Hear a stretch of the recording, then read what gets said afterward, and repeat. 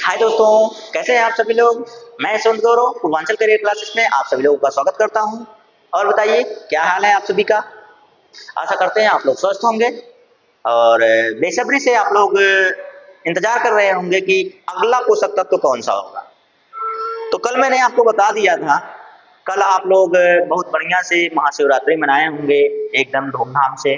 तो मैंने कहा कल पढ़ाना उचित नहीं था।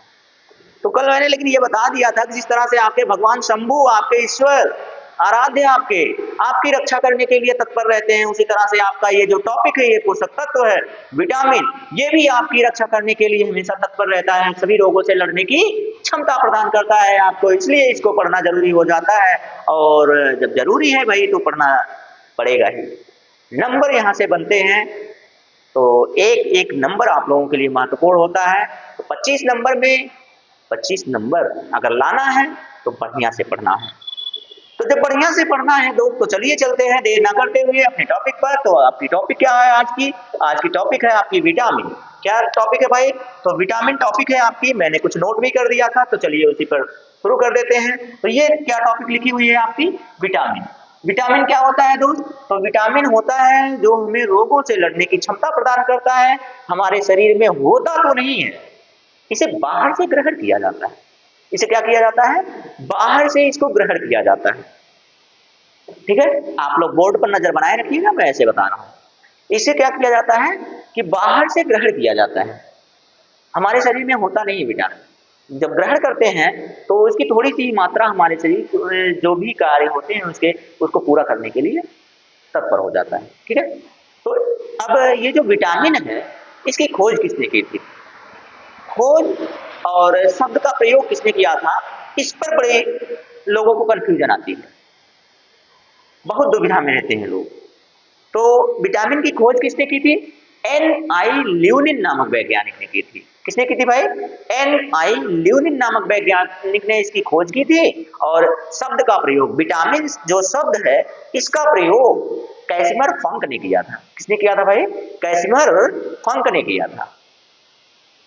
ठीक है, इतनी जानकारी यदि आपको हो गई है तो फिर मैं आगे बताता हूं कि ये जो विटामिन है इसको अल्फाबेटिकल रूप में बांटा गया है। अल्फाबेटिकल का मतलब विटामिन का नाम अल्फाबेट के आधार पर रखा गया है। Vitamin A, vitamin B, vitamin C. पहुंच गए गदैया गोल में एबीसी पढ़ने। तो एबीसी के नाम पर नाम है तो भाई पढ़ना तो पड़ेगा ही, चाहे गदैया गोल की बात करें चाहे जो गोल की बात करें। Vitamin A, vitamin B, vitamin C मैंने इसलिए कहा कि ये अल्फाबेटिकल है। तो अल्फाबेटिकल आधार पे इसे किसने वर्गीकृत किया था? तो अल्फाबेटिकल आधार पे इसे ड्रुमोंड नामक वैज्ञानिक ने किया था। किसने किया था? ड्रुमोंड नामक वैज्ञानिक ने किया था भाई। तो अब कहें कि ये जो विटामिन है, देखिए इतनी चीजें हो गई। कार्य मैंने बता दिया, रोगों से लड़ने की क्षमता है, खोज ल्यूनिन ने किया, शब्द का प्रयोग कैसिमर फंक ने किया, अल्फाबेट आधार पे ड्रुमोंड नामक वैज्ञानिक ने खोज की वर्गीकृत किया इसको। अब इसके बात आती है प्रकार की। तो जो विटामिन होता है दोस्त, ये प्रकार की बात करें तो दो प्रकार का होता है। कैसे? घुलनशीलता के आधार पर। इसे घुलनशीलता के आधार पर दो भागों में विभाजित किया गया है। कौन कौन सा? तो एक होता है जल में घुलनशील विटामिन। तो कुछ विटामिन ऐसे होते हैं जो जल में घुल जाते हैं, तो उन्हें बना दिया गया कि जल में घुलनशील विटामिन। और दूसरे जो होते हैं जल में नहीं घुलते हैं, उन्हें वसा में घोला जाता है। किसमें घोला जाता है? वसा में घोला जाता है। तो उन्हें कह दिया गया भाई कि ये दूसरे प्रकार के हैं। दूसरे प्रकार का मतलब वसा में घुलनशील विटामिन। तो इनको थोड़ा सा छोटा कर दूं मैं? हाँ, इतने में तो आ ही जाएगा ना। विटामिन साइड में आ जाओ। तो प्रकार कितने होते हैं? तो घुलनशीलता के आधार पे। किस आधार पे? घुलनशीलता के आधार पर।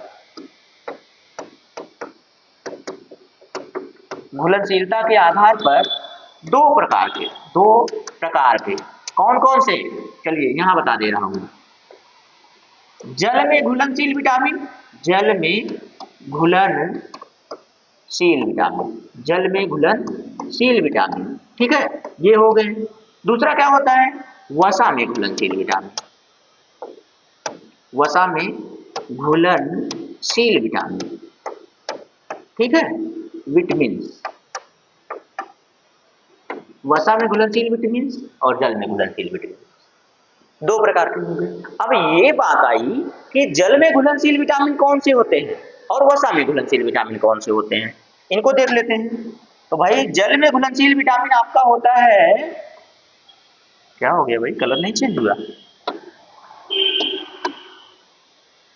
बी, विटामिन बी और विटामिन सी, ये जल में घुलनशील विटामिन है। ये कौन सी विटामिन है, जल में घुलनशील विटामिन है। और ये जो विटामिन है ये कौन सा विटामिन है, तो ये वसा में घुलनशील विटामिन कौन कौन से होते हैं, ए, डी, ई, के, ये विटामिन, ये चार विटामिन होते हैं जो वसा में घुलनशील होते हैं। बी और सी जो होते हैं ये किस में घुलनशील होते हैं, तो ये घुलनशील होते हैं आपके जल में। तो जल में घुलनशील विटामिन ये जो बी है, ये बी कॉम्प्लेक्स होता है भाई, क्या होता है, कॉम्प्लेक्स होता है, जटिल होता है। जटिल का मतलब अब क्या कहेंगे भाई इसको, तो ये जैसे कि इस तरह से इसको बांट रखिए। बी में भी कई प्रकार के विटामिन होते हैं, जैसे B1 हो गया, B2 हो गया, B3 हो गया, और B5 हो गया, B6 हो गया, B7 हो गया, B9 हो गया, B12 हो गया। 6-7 प्रकार तो यही बना लेते हैं, कौन, विटामिन बी। विटामिन बी इसीलिए इसको क्या कहा जाता है, कॉम्प्लेक्स कहा जाता है, किसको, विटामिन बी को। और ये जो जल में घुलनशील विटामिन है ना भैया मेरे प्यारे भाई, जो जल में घुलनशील विटामिन है, ये विटामिन कमाल के विटामिन होते हैं। ये जल में घुलने के कारण मूत्र के माध्यम से शरीर के बाहर चले जाते हैं, मूत्र के माध्यम से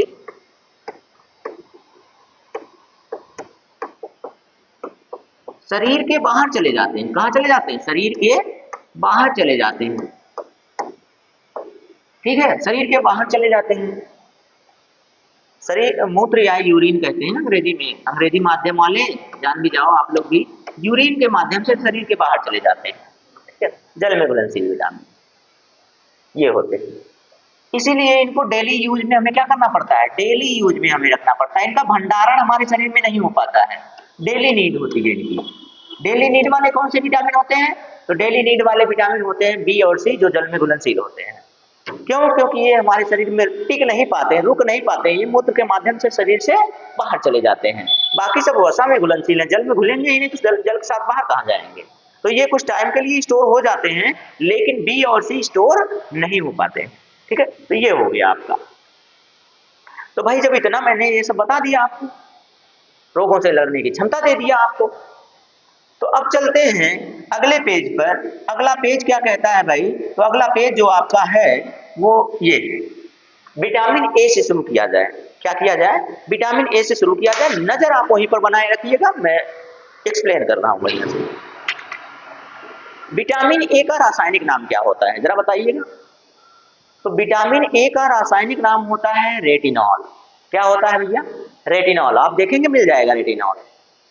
दूसरा भी कोई नाम होता है, गाजर में कैरोटीन पाया जाता है, इसलिए विटामिन ए का एक और रासायनिक नाम है कैरोटीन। क्या नाम है, कैरोटीन। एक और रासायनिक नाम हो सकता है, दे दिया जाए, रेटिनल डिहाइड। क्या नाम होता है, रेटिनल डिहाइड, ठीक है। तो ये हो गए इसके रासायनिक नाम। अब क्या क्रम दिया है मैंने, कमी से होने वाले रोग। कमी से जो रोग होने वाले हैं वो कौन से होते हैं, रतौंधी होती है। रतौंधी को क्या कहते हैं अंग्रेजी में, तो नाइट ब्लाइंडनेस कहते हैं। क्या कहते हैं भाई, नाइट ब्लाइंडनेस कहते हैं। ये तो पुराना हो गया। अब जो प्रश्न पूछता है इंपॉर्टेंट वाला कि जीरोथैलेमिया नामक रोग किस अंग में होता है या किस विटामिन के कारण होता है, जरा बताइएगा। कहीं पे मिला होगा कि जीरोथैलेमिया जो होता है वो किस अंग में होता है, किस अंग को प्रभावित करता है, या फिर किस विटामिन की कमी से होता है। रतौंधी चिल्ला रहे थे, अब बता दो, विटामिन ए की कमी से। अरे भाई एक और मैंने लिखा हुआ है, देखिए ना, निक्टेलोपिया। अच्छा निक्टेलोपिया पूरा नहीं है, निक्टेलोपिया, निक्टेलोपिया जो है ना भाई, वो भी विटामिन ए की कमी से होने वाला रोग। इसका स्रोत क्या है? स्रोत में आपको मिल जाएगा गाजर, पके हुए पीले फल, पके हुए पीले फल मतलब पीले फल हैं, जैसे पका हुआ पपीता हो गया, पका हुआ आम हो गया, तो इन सब में भी ये पाया जाता है। और साथ ही साथ एक बात और हो गई, हरी धनिया में भी पाया जाता है। मजे की बात तो ये भी है कि हरी धनिया में भी विटामिन ए पाया जाता है। ये हो गया पीले फल है भाई, पके हुए पीले फल, ठीक।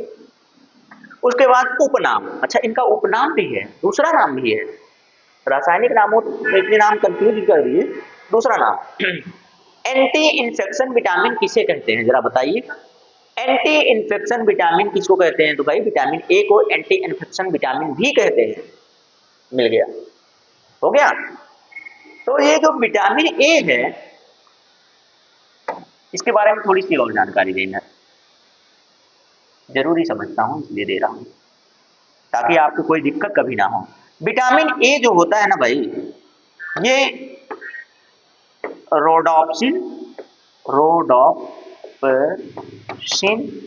और एक और होता है आयोडॉप्सिन, आयोडॉप्सिन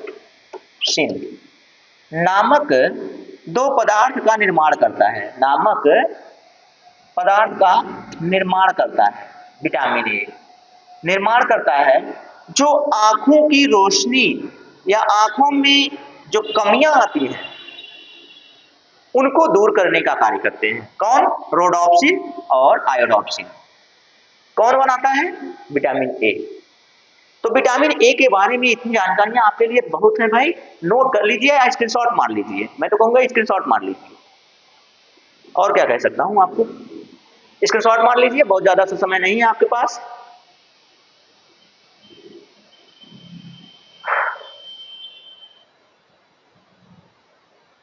ठीक है, चलते हैं अगले विटामिन पे चलते हैं। Vitamin D. विटामिन डी क्या है भाई? विटामिन डी का रासायनिक नाम क्या होता है? तो विटामिन डी का रासायनिक नाम होता है कैल्सीफेरॉल। क्या नाम होता है? कैल्सीफेरॉल।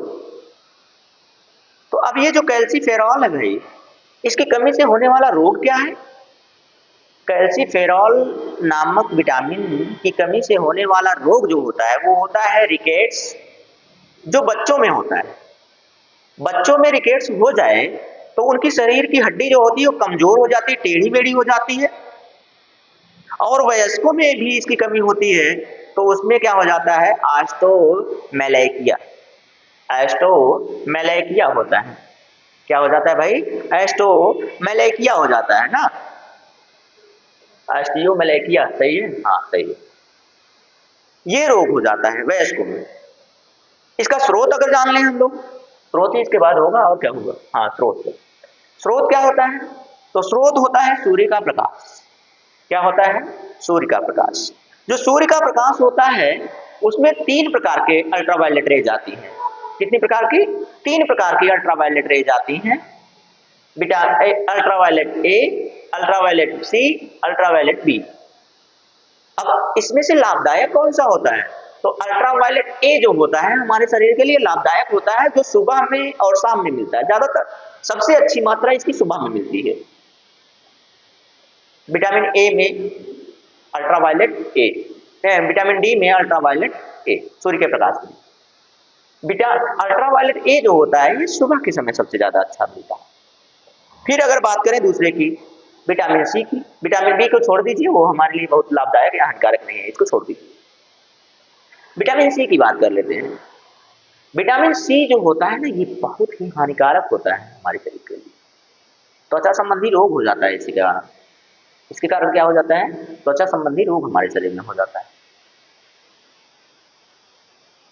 अब बात करें इसके उपनाम की। अच्छा, इसके उपनाम की बात करें तो भाई इसे सनशाइन विटामिन कहते हैं। कौन सा विटामिन कहते हैं? सनशाइन विटामिन कहते हैं। किसको? विटामिन डी को सनशाइन विटामिन कहते हैं। एंटी रिकेट्स विटामिन कहते हैं। ये 2 चीजें तो मैंने लिखी हुई है ना। हार्मोन्स की तरह से कार्य करता है। किसकी तरह से कार्य करता है? हार्मोन्स की तरह से कार्य करता है। तो एक और नाम बता दीजिए, इसे नेचुरल विटामिन भी कहते हैं। इसे क्या कहते हैं भैया? तो इसे नेचुरल विटामिन भी कहते हैं। नहीं समझ में आए तो पूछ लीजिएगा, इसे कौन सा विटामिन? नेचुरल विटामिन भी कहते हैं। किसको? विटामिन डी को। डी को क्या कहते हैं? नेचुरल विटामिन भी कहते हैं, प्राकृतिक विटामिन। प्रकृति से प्राप्त होता है ना, इसलिए प्राकृतिक विटामिन कहते हैं। इसका शॉर्ट ले सकते हैं बहुत अच्छे से।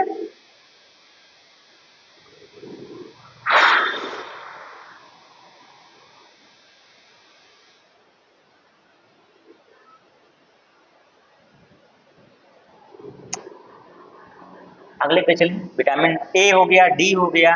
डी के बाद किसका नंबर है भाई? डी के बाद विटामिन ई। अच्छा, टोकोफेरॉल, ब्यूटी विटामिन। आइए, तो जो विटामिन ई होता है इसके बारे में देखें। इसका रासायनिक नाम टोकोफेरॉल होता है। रासायनिक नाम क्या होता है? टोकोफेरॉल होता है। कमी से होने वाला रोग, तो कमी से होने वाला रोग जनन क्षमता में कमी होती है। जनन क्षमता में क्या होती है भाई? तो जनन क्षमता में कमी होती है। ठीक, ये हो गया। अच्छा, पुरुषों में यह कैसे, इसके कारण क्या होता है? तो पुरुषों में इसके कारण नपुंसकता हो जाती है। क्या हो जाती है भाई? नपुंसकता। ठीक, और स्त्रियों में इसके कारण क्या होता है? स्त्रियों में इसके कारण क्या होता है? इसकी कमी के कारण बांझपन। क्या हो जाता है भाई? बांझपन हो जाता है। ठीक है, बड़ा तगड़ा विटामिन है ये। स्रोत क्या है इसके?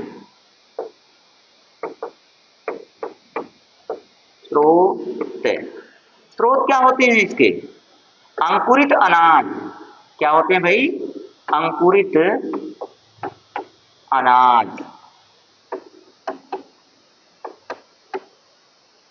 आज से खाना शुरू कर देना अंकुरित अनाज।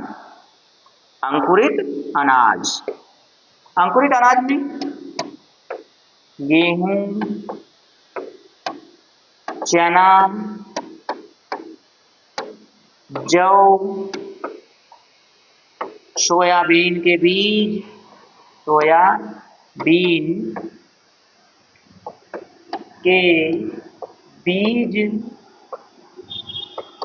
ठीक, सोयाबीन के बीज। तो ये सारे इसके स्रोत हैं। अब इसके बाद कुछ और जानकारी इसके बारे में देना चाहूंगा मैं। तो इसे एंटी एजिंग विटामिन भी कहते हैं। इसे क्या कहते हैं भाई? तो इसे एंटी एजिंग विटामिन भी कहते हैं। Anti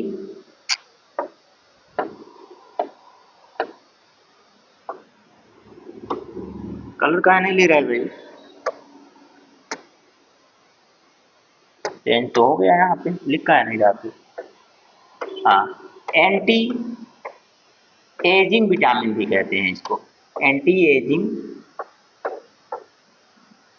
vitamin. किसको? इसी को ब्यूटी विटामिन भी कहते हैं। ब्यूटी विटामिन भी कहते हैं।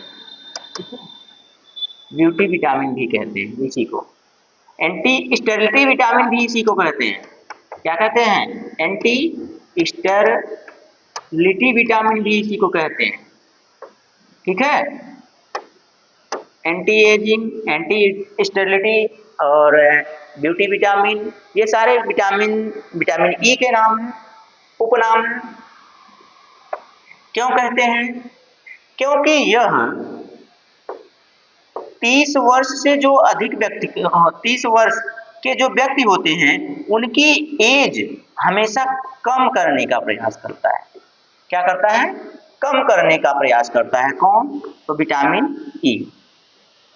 आपके चेहरे में, त्वचा में जो झुर्रियां आती है ना, झुर्रियों को समाप्त कर देता है। त्वचा की झुर्रियां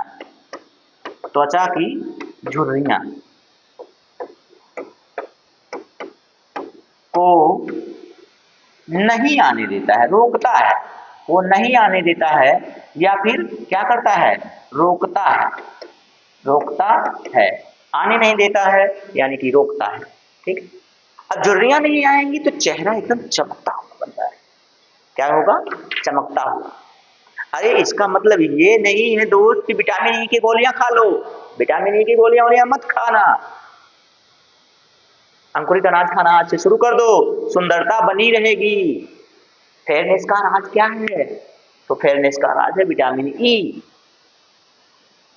ठीक है, अब जो भी बच्चा सुंदर नहीं है, कल से विटामिन की गोलियां खाने लगा या फिर अंकुरित अनाज खाने लगा, तो समझ लेना वह सुंदर दिखना चाह रहा है भाई, सुंदरता उसको चाहिए फिर।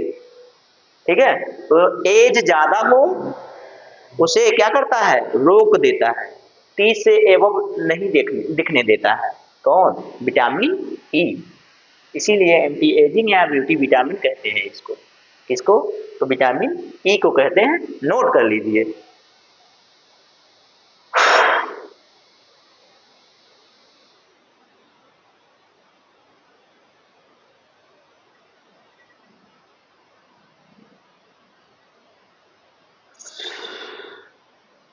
चलिए आगे अगले विटामिन की चर्चा करें आपसे। तो अगला विटामिन क्या है भाई, अगला विटामिन आपके सामने है, विटामिन के। लीजिए, पूरा का पूरा साफ है, पत्ता साफ है, पूरा लिखना पड़ेगा, यानी कि जब पूरा लिखना पड़ेगा कोई दिक्कत थोड़ी। लीजिए, इसका रासायनिक नाम क्या होता है, इसका रासायनिक नाम होता है फिलो क्विनॉन। फिलोक्विनॉन या फिर इसी को कहते हैं नेफ्थी, नेफ्थी क्विनॉन, नेफ्थीक्विनॉन। ठीक है, फिलोक्विनॉन या नेफ्थीक्विनॉन, भैया हिंदी मीडियम के लोग हैं इसीलिए इसको फिलोक्विनॉन, फिलोक्विनॉन और दूसरा नेफ्थीक्विनॉन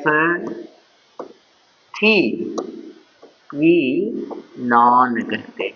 ठीक है, नेफ्थीक्विनॉन कहते हैं। या विटामिन के, विटामिन के की कमी से होने वाला रोग, कमी से रोग क्या होता है, तो कमी से जो रोग होता है भैया वो होता है रक्तस्राव। क्या होता है, रक्तस्राव। अब रक्तस्राव का मतलब क्या है, रक्त का थक्का ना बनना, रक्त का, एक मिनट, रक्त का थक्का नहीं बनना, नहीं बनना। ठीक है, रक्त का थक्का ना बन पाना। थोड़ा सा इधर खिसका लेते हैं, रक्त का थक्का नहीं बन पाना। स्रोत क्या होगा फिर, स्रोत, स्रोत क्या होता है इसका, स्रोत इसका होता है हरी सब्जियां,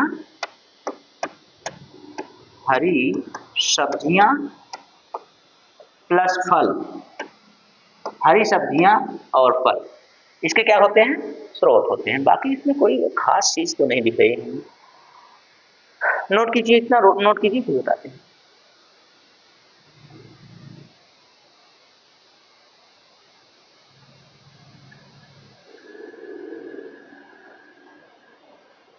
हो गया ये, अगर हो गया हो तो भाई विटामिन के बारे में बहुत ज़्यादा जानकारी मत लीजिए, इतना बहुत है।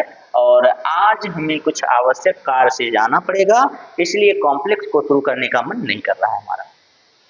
आपका आदेश हो तो आज हम क्लास को क्विट कर सकते हैं, अगर आप लोग कहें तो जल्दी से कमेंट में बता दीजिए।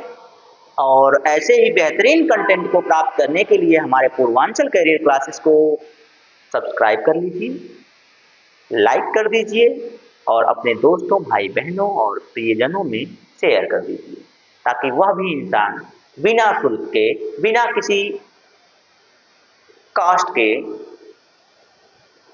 ऐसे कंटेंट को प्राप्त कर सके। और अपनी सफलता के लिए आगे बढ़ सके। तो जल्दी से बताइएगा। ये सारी चीज़ें मैंने आपको बता दिया है। अब मुझे नहीं लगता कि इसमें कोई कमी है।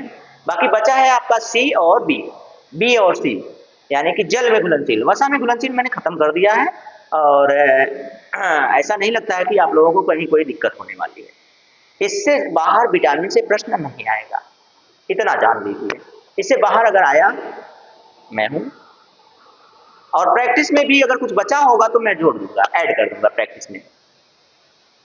प्रैक्टिस में मैं सारी चीजें ऐड कर दूंगा अगर कोई भी दिक्कत कहीं मिली आपको। तो ये सारी चीजें बताइए समझ में आ गया है।